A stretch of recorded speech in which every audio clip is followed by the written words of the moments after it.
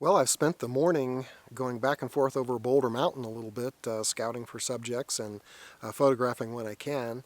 I started out early, just a little after sunrise, and it was pretty windy, and so I wasn't able to use the view camera. I did have a number of setups though with the Pentax, and found lots of interesting subjects to work on. It's such a neat area, but morning is really tough because the sun comes up pretty quickly. I mean, there's nothing to block the sun, and the way the road's situated, morning there's not a lot of shade.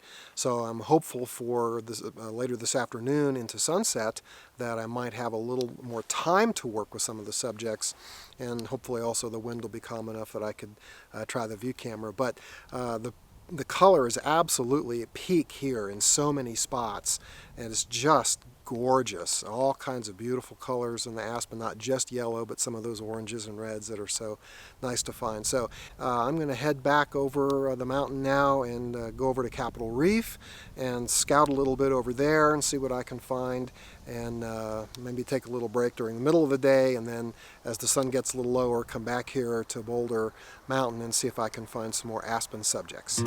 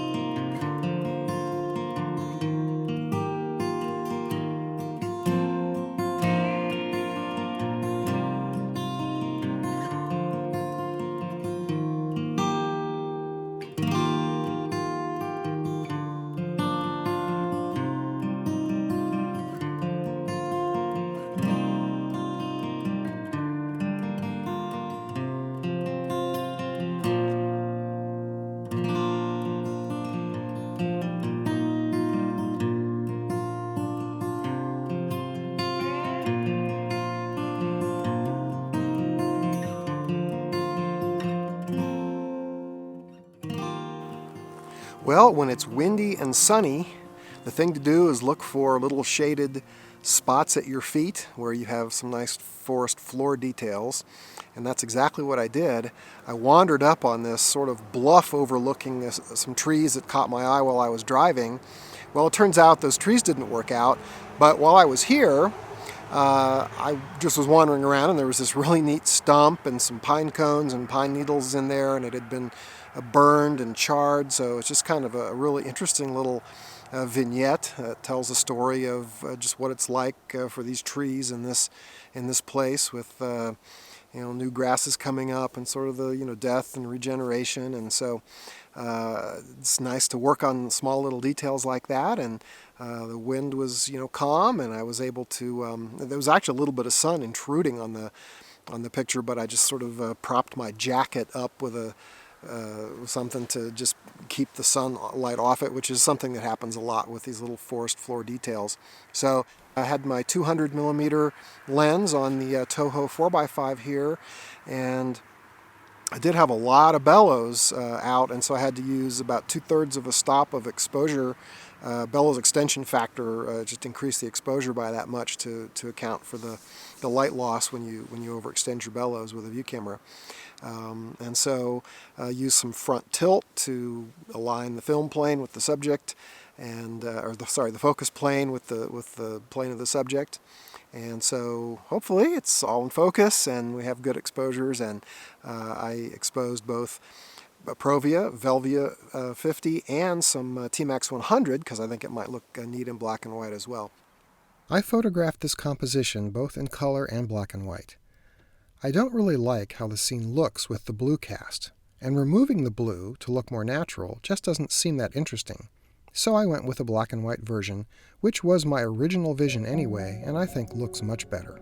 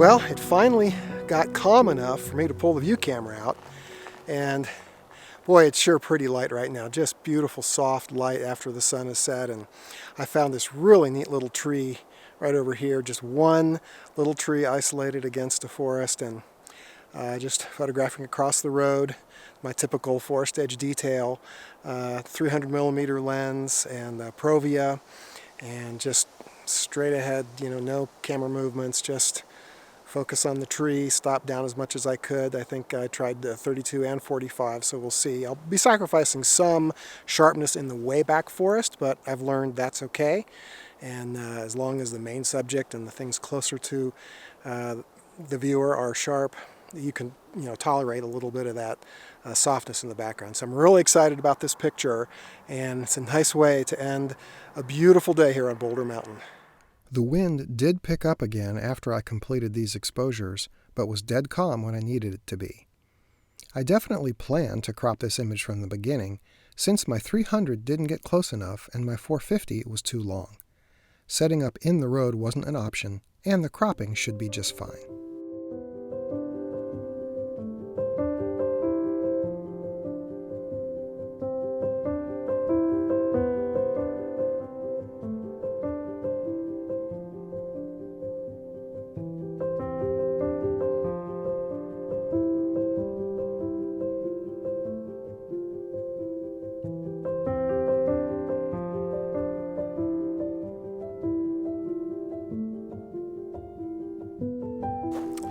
Well, I found one more subject to work on. These beautiful trees, they might be ponderosa pines, I'm not sure exactly, but they're just beautifully illuminated by the setting sun. It's sort of warm in the sky, and just really, really warm light on these things. I just did a vertical, centering on the trunks, just sort of dead center, and then others sort of fanning out behind it. So I did photograph this one both with the Pentax and on film, so we'll see how that turns out. It's awfully dark. My last exposure on Provia was a minute and a half, so we'll see. And it's still a little windy. It's kind of hard to shoot in between the gusts with an exposure time that long. I'm happy to have found this. It's not about aspen this time, just beautiful pine trees and some hopefully glowing light. So we'll see how the film turns out. But anyway, that's really it for tonight. I'm going to pack up and head back to the hotel, get some dinner, and get the plan together for tomorrow. Thanks so much for watching, and we'll see you on the next one. The film didn't turn out too well. It was dark enough that it was tough to see, so I kind of missed focus at the top, and actually overexposed a bit as well.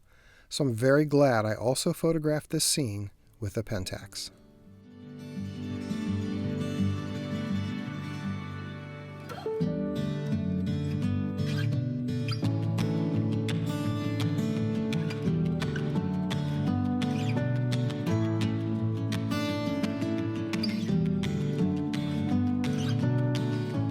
If you enjoy this content and would like more information about me and my photography, please head on over to my website at scottwaltonphotographs.com.